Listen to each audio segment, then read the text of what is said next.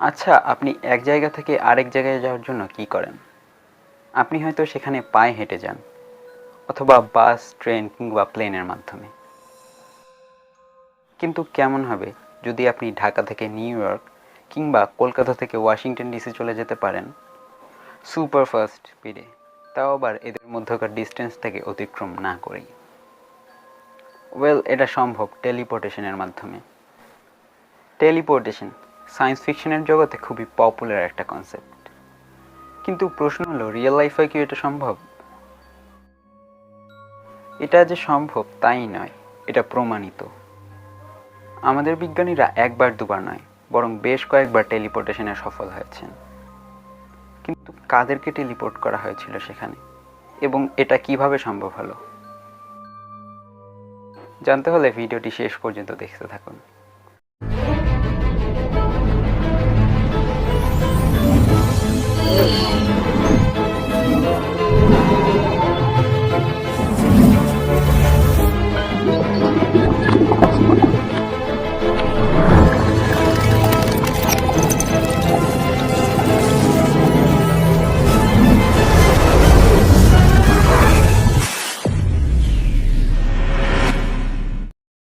সত্যজিৎ রায়ের কালজয়ী সিনেমা গোপী গাইন বাঘা পাইনের সাথে আমরা অনেকে অবশ্যই পরিচিত। সত্যি যদি এরকম হতো, যেখানে খুশি চলে যাওয়া যেত নিমিষের মধ্যে, গোপী বাঘার মতো কিংবা ডক্টর স্ট্রেঞ্জের মতো, এই ধরনের কিছুকে সায়েন্টিফিক টার্মে বলা হয় টেলিপোর্টেশন। টেলিপোর্টেশন হলো টেলিকমিউনিকেশন এবং ট্রান্সপোর্টেশনের মিলিত রূপ। টেলিকমিউনিকেশনের একটা প্রমিনেন্ট এক্সাম্পল হলো টেলিফোন, মোবাইল কিংবা ইন্টারনেট।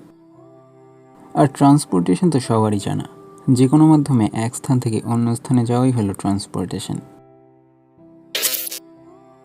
আমরা সবাই জানি আমি, আপনি, আপনার হাতে থাকা ডিভাইসটি এবং বড় বড় সব গ্রহ নক্ষত্র সবই অ্যাটমস বা পরমাণু দিয়ে তৈরি। কোয়ান্টাম এনট্যাঙ্গলমেন্ট থিওরির মতে আমরা যদি কোনো কিছুকে কিংবা নিজেদেরকে টেলিপোর্ট করতে চাই, তাহলে আমাদেরকে এমন একটি ডিভাইস সেটআপ বানাতে হবে যেটা আমাদের শরীরের অ্যাটমগুলোকে প্রথমে ভেঙে ফেলবে, অর্থাৎ ডিম্যাটেরিয়ালাইজড করে ফেলবে, এবং সেই প্রত্যেকটা অ্যাটমের ইনফরমেশনকে ডিজিটাল সিগন্যালের ডেটাতে কনভার্ট করে দেওয়া হবে, এবং সেই ডেটা টেলিকমিউনিকেশনের মাধ্যমে আপনার পছন্দের স্থানটিতে স্ট্রিম করে দেওয়া হবে, এবং সেই স্থানটিতে থাকা আরেকটি ডিভাইস এই ইনফরমেশনগুলোকে ডিকোড করে অ্যাটমসগুলোকে আবার জুড়ে দেবে, অর্থাৎ রিম্যাটেরিয়ালাইজড করে দেবে। এখন ব্যাপার হলো, এখানে আপনার শরীরে অ্যাটমগুলোকে কিন্তু পাঠানো হচ্ছে না, পাঠানো হচ্ছে সেই অ্যাটমগুলোর ইনফরমেশনকে। অর্থাৎ টেলিপোর্ট হয়ে যাওয়ার পর এটি তো আপনিই থাকবেন, কিন্তু আপনার শরীরে আর একটিও পুরনো অ্যাটম থাকবে না। তাহলে কিভাবে বলা যায় যে এটি আপনি? আসলে এ ধরনের ঘটনা আমাদের সাথে প্রতিনিয়তই ঘটে। প্রতি 5 থেকে 7 বছরে আমাদের শরীরের সব সেল বা কোষ পাল্টে যায়। অর্থাৎ 7 বছর আগে আপনার শরীরে যে সেল ছিল, এখন সেই একটি সেলও নেই। তাহলে কি বলবেন, এটি অন্য আপনি? এত কিছুর পর নিশ্চয়ই এখন ব্যাপারটিকে বেশ জটিল এবং ইম্পসিবল মনে হচ্ছে। আচ্ছা, তাহলে ভাবুন তো, 200 বছর আগে যদি কেউ বলতো এমন একটি ডিভাইসের কথা যার সাহায্যে আপনি পৃথিবীর এক প্রান্ত থেকে অন্য প্রান্তের মানুষের সাথে কথা বলতে পারবেন, তাও আবার রিয়েল টাইমে, অর্থাৎ 1 সেকেন্ডও লেট না হয়ে, তাহলে আপনি কি বলতেন সেটা পসিবল?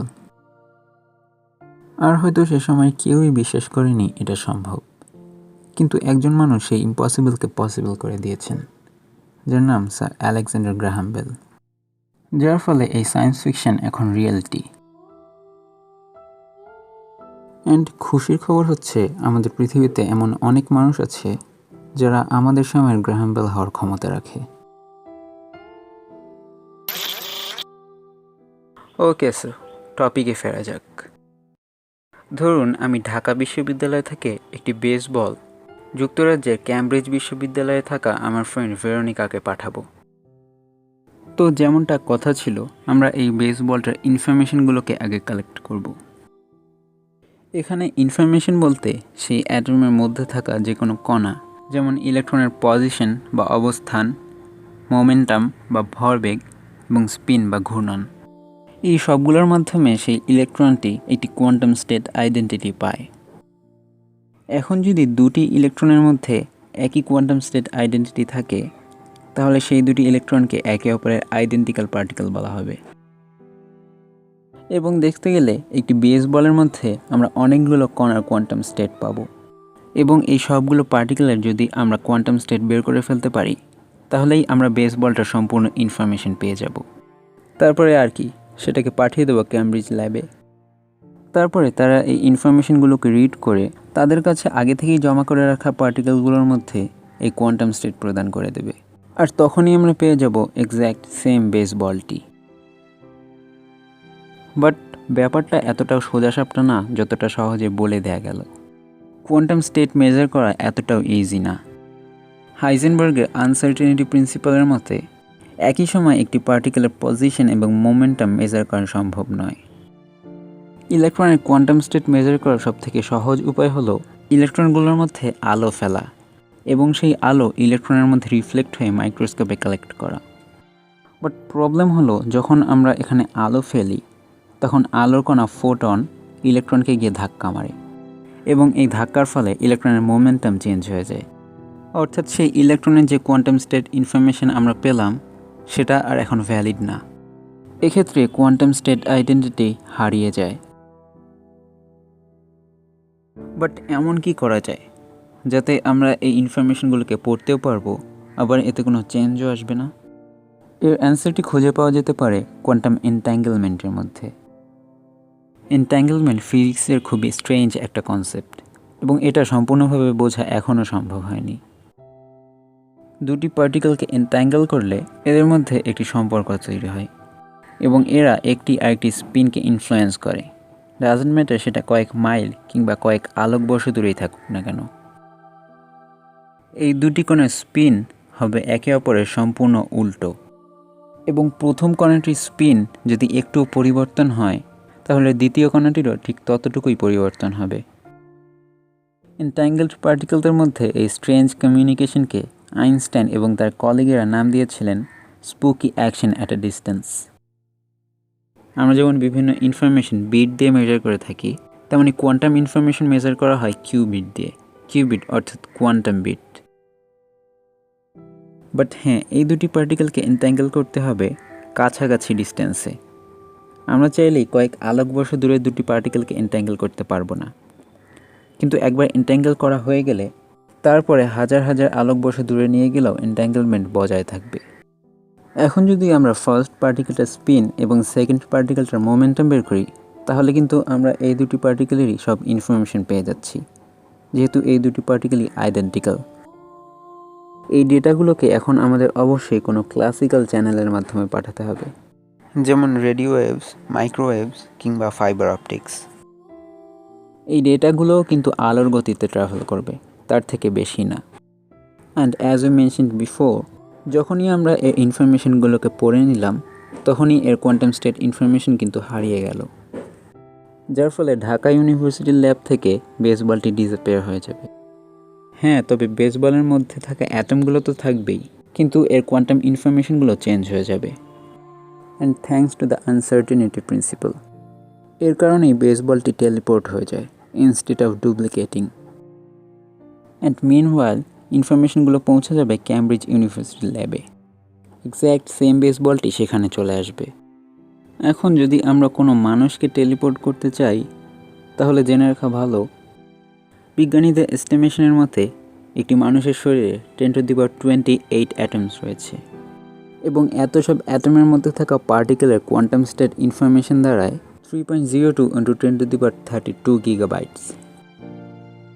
বর্তমান টেকনোলজির মাধ্যমে এই পরিমাণ ডেটা স্ট্রিম করতে 4.5 × 1018 ইয়ার্স সময় লেগে যাবে। এটা আমাদের ইউনিভার্সের বয়সের থেকেও কয়েক হাজার গুণ বেশি। এর থেকে একটা জিনিস তো পরিষ্কার, বর্তমান টেকনোলজির মাধ্যমে এটা একদমই পসিবল না। বাট ভবিষ্যতে কোয়ান্টাম কম্পিউটারের কল্যাণে এটা অবশ্যই সম্ভব হবে। আর টেলিপোর্টেশন আদতে কোনো ফিউচার টেকনোলজি না। কয়েক বছর আগেই আলোর কণা অর্থাৎ ফোটন কণাকে টেলিপোর্ট করা হয়েছিল, তবে সেটা বেশি দূরে না, মাত্র 8 মিটার। এবং 2012 সালে অস্ট্রেলিয়ার একদল রিসার্চার ফোটন কণাকে কোনো মাধ্যম ছাড়াই 143 কিলোমিটার পর্যন্ত টেলিপোর্ট করতে সক্ষম হয়েছে। এটি ছিল একটি ওয়ার্ল্ড রেকর্ড, কিন্তু এই রেকর্ডকে ভেঙে দেয় চায়না, যখন তারা 2017 সালে পৃথিবী থেকে একটি ফোটন কণা একটি স্যাটেলাইটে টেলিপোর্ট করতে সক্ষম হয়েছিল উইদাউট এনি অ্যাকচুয়াল ট্রাভেল। আর এই স্যাটেলাইটটি ভূপৃষ্ঠ থেকে 500 কিলোমিটার উপরে পৃথিবীকে প্রদক্ষিণ করছিল। ফোটন হলো ম্যাসলেস, অর্থাৎ এর কোনো ভর নেই। এর থেকে বোঝা যায় ভরহীন কণাগুলোকে টেলিপোর্ট করা সম্ভব। তাহলে কি ভরযুক্ত কণাদেরকে টেলিপোর্ট করা সম্ভব নয়? কিন্তু এই মিথকেও ভেঙে দেয় 2017 সালে ঘটা একটি ইন্টারেস্টিং ঘটনা। একদল সায়েন্টিস্ট ভরযুক্ত কণা ইলেকট্রনকে টেলিপোর্ট করতে সক্ষম হয়েছে। এর অর্থ ভরযুক্ত কণাদেরকেও টেলিপোর্ট করা সম্ভব। তবে এখনও পর্যন্ত কোনো মানুষকে টেলিপোর্ট করা সায়েন্স ফিকশনই বটে, কিন্তু সায়েন্স অ্যান্ড টেকনোলজি যেভাবে আপগ্রেড হচ্ছে তাতে একে রিয়েলিটি হতে হয়তো বেশি দিন সময় লাগবে না। তো আজকের ভিডিওটা এই পর্যন্তই। ভিডিওটি ভালো লাগলে অবশ্যই একটি লাইক দিয়ে দেবেন। আর ভিডিওতে যদি কোনো ভুল হয়ে থাকে অথবা আপনার যদি কোনো কোয়েশ্চেন থাকে অবশ্যই কমেন্টে লিখে জানাবেন। আর এই ভিডিওটি আপনার ফ্রেন্ডস অ্যান্ড ফ্যামিলির সাথে শেয়ার করুন, যাতে তারাও এই সম্পর্কে জানতে পারে। আর যাওয়ার আগে অবশ্যই আমাদের চ্যানেলটিকে সাবস্ক্রাইব করবেন আমাদের সব ভিডিও সবার আগে পাওয়ার জন্য। তো আজকের ভিডিওটা এই পর্যন্তই। ভালো থাকবেন, দেখা হবে আবার অন্য কোনো ভিডিওতে।